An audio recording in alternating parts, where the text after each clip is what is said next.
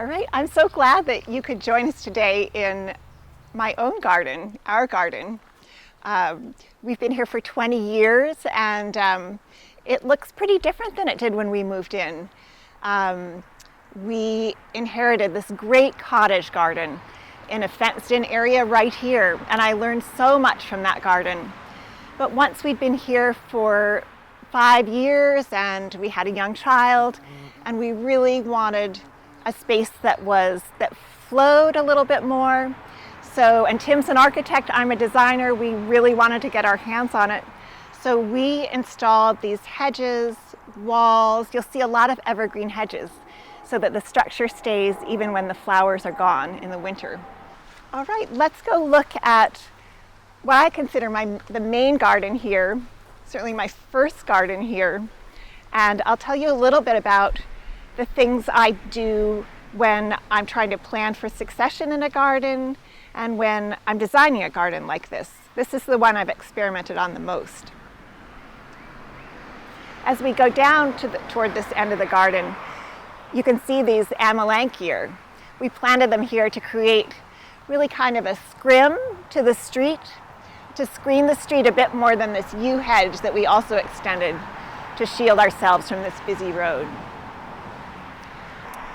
So I want to tell you a little about this main perennial bed where I work really with both design and succession planting. I mean, in terms of design, well, first, we maintain this garden all by ourselves, so I'm really looking for things that grow easily in Concord and have a range of textures and also will tolerate these part sun, part shade conditions. So I'm going to tell you what things do that really well around here. This Siberian iris has this wonderful texture, so I love the blue purple, and my palette here is mostly blues and then this sort of yellow green foliage, creams and whites, so it fits in with that. But I grow it, really all of these things for the foliage, which is the constant in the plants. Here is just the basic sedum autumn joy, but again, wonderful texture. And right behind it, this is a Shasta daisy, and there is an aster, October skies. So it's that variety of texture. And then this lady's mantle is just so satisfying as this wonderful leaf that will show the raindrops, and then this lovely chartreuse color. And then up here, this New Hampshire geranium really blooms quite well into the summer. And then right next to it, a Roseanne geranium. And that is a real workhorse of the garden. It'll start blooming right now. It really blooms here right through September. And it offsets these Shasta daisies that are, again, so easy and satisfying and have that bright white that really looks fresh in the July and August months. Beyond it, you can see the kind of shade we get in this garden to have something like this here. That is a hosta that I find really does tolerate some sun. It is called Northern Exposure, and I love the bluish green and this sort of cream color variegation. You can see how well it's doing right there. Again, just to add some range of textures and repetition. So here we are again with the lady's mantle and the sedum and the iris. So there's some variety, but there's also a pattern in the garden. Now, I also really want to balance out the color and growth through the season. So in the spring, what we have are tulips throughout the garden, but also I've gotten quite interested in self-seeders and what they can do to kind of loosen up a garden. So this is just the very end of a forget-me-not. Well, forget-me-nots in the spring, they are everywhere. And what has happened is all of this perennial growth has pushed right up through it. And I'm leaving this tail end. Through the summer, I will pull them out. But I leave it so that the seeds will mature, drop on the ground, and come back next year. This also is a self-seeder. It's chamomile, and it's about to come out, these sweet little daisy-like flowers. Maybe what I do is go in and pull out the ones that look like too much. Maybe just about there on those, but this is something I've really been enjoying recently, is seeing what these self-seeders do and then going in myself and editing. So in terms of developing this range of color through the summer, we have that tulip layer with the forget-me-not underneath, and then as those go by, up come the lady's mantle, and then through the summer we have the daisies, and again, there's the texture and the range of color in the greens. And then in the fall we have a hydrangea paniculata right there, and we have asters, this one purple dome, and then the October sky, and it just does seem to work well transitioning through the growing season. So I just want to show you something I do, because of course everyone needs to do a lot of weeding and watering in their garden. Well, this little weed that you'll see coming up all over the place this time of year is called oxalis, and sometimes it's nice to have a little refreshment when you're weeding. You can eat it. It has a lovely lemony taste. I love to see things, multi-purpose use of things and effort. You'll see our grass has a lot of clover in it, and it's in bloom right now, and the bees just love it. But you probably know too, it's really, really good for the soil and for grass. It's nitrogen fixing, so always around a patch of clover you'll see that your grass is in healthier shape. So in this garden, across from that main garden, I needed something easier.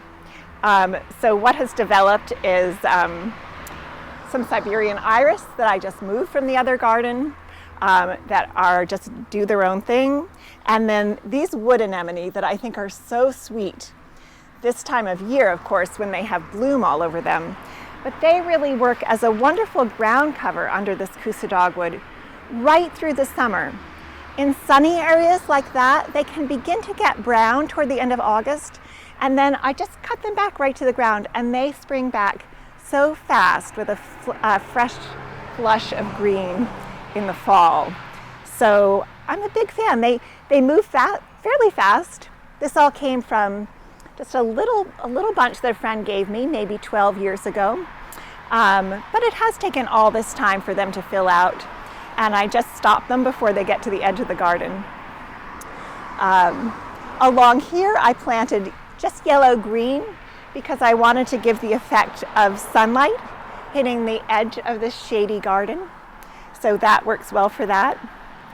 These are pinball wizard allium that I just planted in the fall. I wanted to see what they would do. I wondered, and I did measure, because I wanted the effect of like little balls bouncing along the top of the wood anemone. And we'll see. I'll see what we think of that effect. Along here, here's a stand of epimedium. I mean, this is such a satisfactory plant too. It's very sturdy, and it is almost evergreen. It really has a beautiful leaf that stays, you'll even see some of it up in the winter.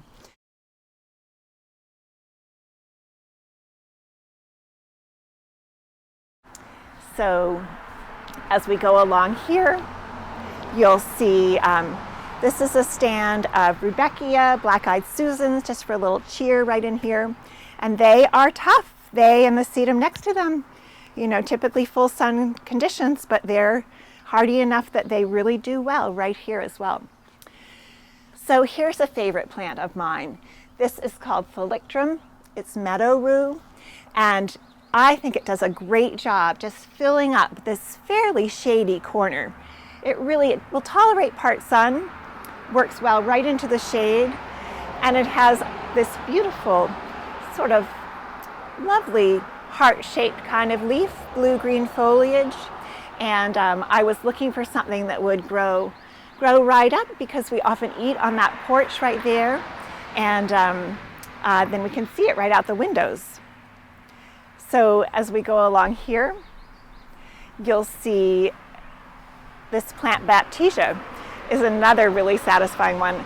I love this sort of blue-purple flower that it has. Again, I'm really growing it for foliage right here. This pea-like foliage, so bright and fresh looking. And that stays right through the summer. Then in September it can get looking pretty weary, but I'll then just cut the whole plant right down.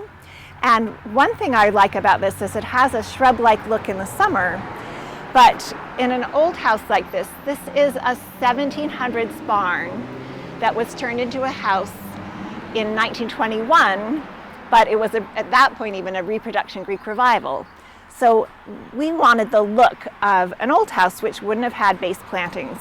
So we like that clean look, just ground to house. And we have this nice granite and fieldstone cellar so you can see it when these are down.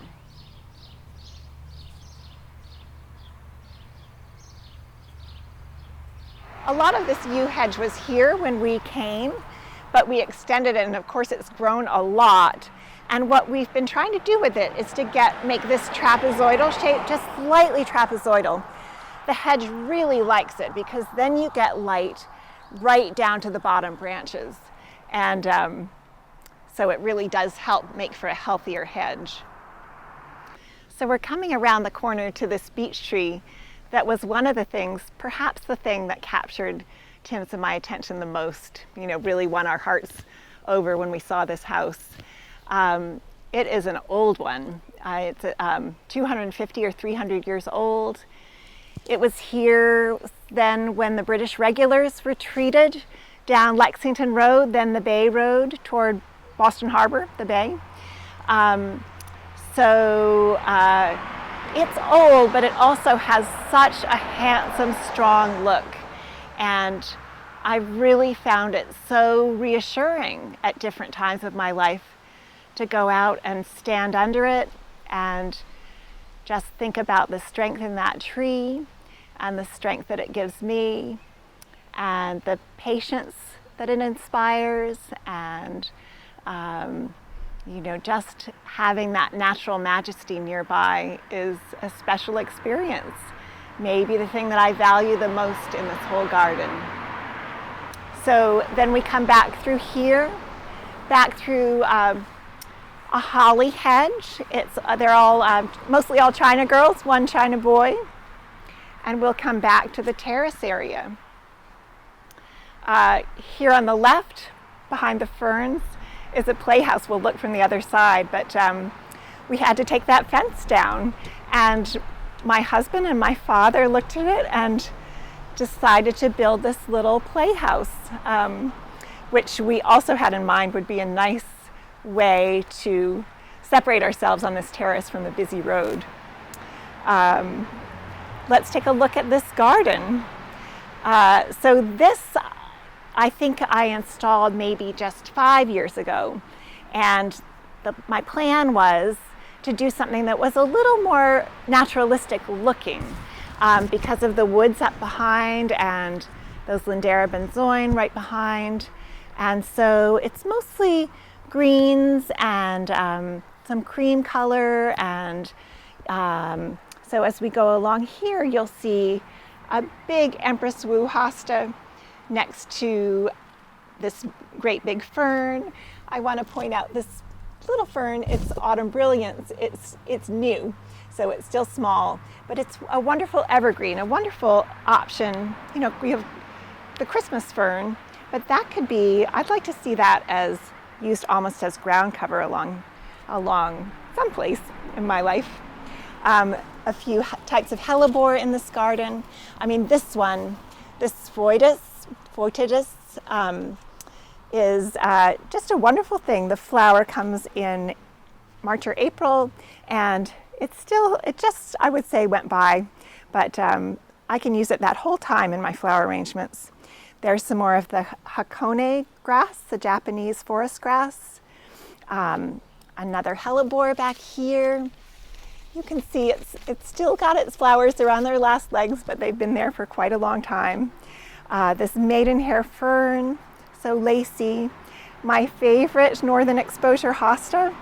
And then again, that self-cedar that I'm letting go, that chamomile. Come along here, we've had this Aquilegia columbine. This is the Canadiensis, and it self-seeds beautifully in through here. And you know, a few weeks ago it had this lovely red and yellow flower. So I let it self-seed, and you can see it even has seeded into the wall back there.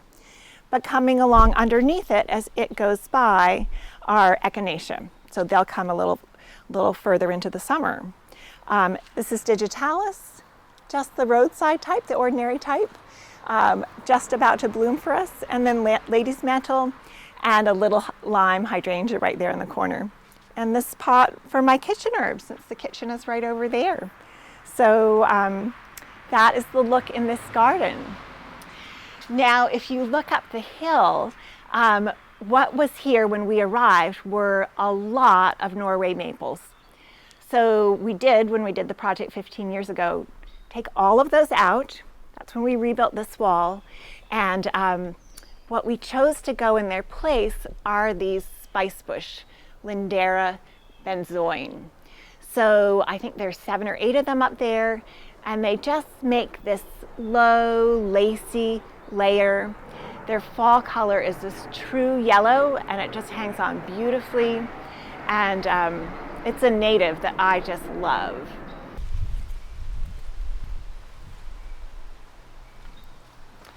Okay. Yeah. So we love having this terrace just off the kitchen. This playhouse now does make a wonderful separation from the road. My most recent planting just in the last couple of weeks are these ferns and lamium, European ginger, that I just moved from other places in the yard. Someone had given me the lamium this spring, and it made me think I wanted to make this little tiny garden in front of it. As you head around looking down, you'll see more hosta. I find this gallium, this sweet woodruff, really satisfying in a garden. So bright green, it spreads well right next to the boxwood, and you can see it goes all the way up to the end of the terrace. So let's go up to the backyard. I think this stone structure was really here probably when the house was built, or was built along with the house in the 1920s. And I am thinking that maybe this bridal veil that encircles this area was here early on too. I'm not sure, but I really love the way it goes right around the backyard. So as we move around the backyard, you'll see first the sleeping porch that's now the master bedroom, 9 windows, north side of the house. You know, it lets us look out on all this green, all these textures and terracing. And then as we go around, you'll see this, again, a massive tree, this beautiful oak. Our first house project was to have this pruned and have them set the ropes up there so that I could have a swing. That was my dream, and you'll see that as we come along. We have had many years of fun on that swing, all 3 of us. Our compost pile, our big brush pile we need to take care of, the back of this barn space, but another view of the trees and the house. So why don't you come join me up here? Whoa. So I can speed it up. You know, Tim and I are always looking for this sort of interplay between architecture and gardens, and so this is a nice space to see how the house nestles in among these trees and all the plantings around it and the branching up above. All right, so as we're walking back to the driveway in this upper tier, we have lily of the valley. We have a pair of viburnum, the big Mauritii, Marie variety. There's one there and there's one down there. Here's that swing that actually has such a trajectory. It swings right up and you can almost touch the house with your feet.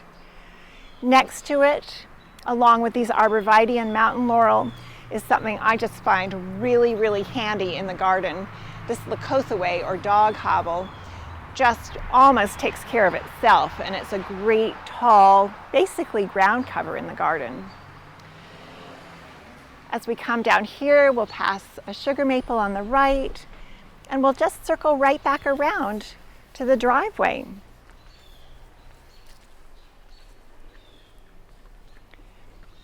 So the last thing I want to talk about are the boxwood hedges. I just love boxwood, and I love to have a plant that is beautiful but also very useful, and it does a nice job for us screening the cars.